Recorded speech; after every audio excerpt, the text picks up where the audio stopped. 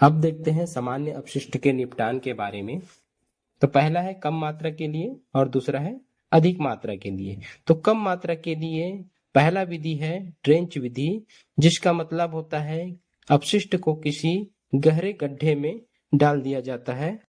दूसरा है रैंप विधि। रैंप विधि में क्या होता है, कचरे को किसी गड्ढे में डालकर उसको ऊपर से मिट्टी से ढक दिया जाता है।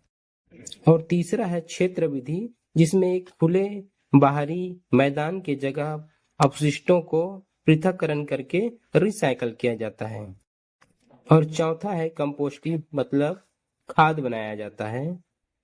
अगर अपशिष्ट अधिक मात्रा में है तो पहला है नदीप। नदीप मतलब होता है कंपोस्टिंग, जैविक खाद बनाना। दूसरा है ताप विघटन। ताप विघटन मतलब होता है उसकी मात्रा को कम कर दिया जाता है। और बायोप्रेस का मतलब है खाद बनाना। अब देखते हैं जैव चिकित्सा अपशिष्ट प्रबंधन के महत्व के बारे में। पहला है अपशिष्ट प्रबंधन से होने वाले नोजोकोमियल संक्रमण और वायु जनित संक्रमण को कम किया जा सकता है। दूसरा है अनुचित निपटान से होने वाले जल प्रदूषण, वायु प्रदूषण को कम किया जा सकता है।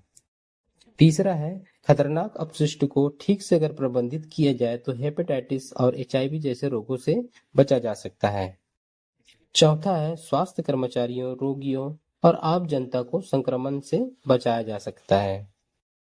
और पांचवा कानूनी पालन का मतलब है सरकारी नियमों का पालन करना। अब बात करते हैं पर्यावरण संरक्षण में जैव चिकित्सा अपशिष्ट प्रबंधन का महत्व। पहला है अगर खतरनाक अपशिष्टों का प्रबंधन करते तो जल स्रोत सुरक्षित रहता है और रासायनिक अपशिष्टों का उचित निपटान से मिट्टी प्रदूषण को रोक सकते हैं। दूसरा है संक्रमण से कर्मचारी, रोगी और आम लोगों को बचा सकते हैं। तीसरा है मानव स्वास्थ्य को नुकसान पहुंचाए बिना संसाधनों का उचित उपयोग किया जा सकता है। चौथा है पर्यावरण संरक्षण, जिसमें पर्यावरण मतलब जल, वायु, जीव जंतु को नुकसान होने से बचाए जा सकते हैं। पृथक्करण करते हैं। दो है धारदार वस्तुओं के निपटान के बारे में, जिससे हेपेटाइटिस और HIV जैसे संक्रमण से बचा जा सके। तीसरा है व्यक्तिगत सुरक्षा उपकरण जैसे दस्ताने, मास्क, कैप आदि का उपयोग करना।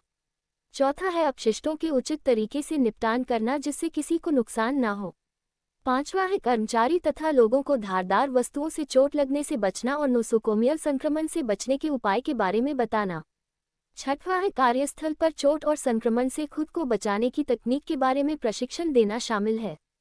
अब देखते हैं जैव चिकित्सा अपशिष्ट प्रबंधन में GDA की भूमिका के बारे में। पहला है अपने वार्ड में अपशिष्ट पात्रों का नियमित रूप से निरीक्षण करना।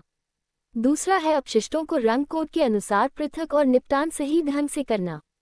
तीसरा है रोगी को नोसोकोमियल संक्रमण से बचाया।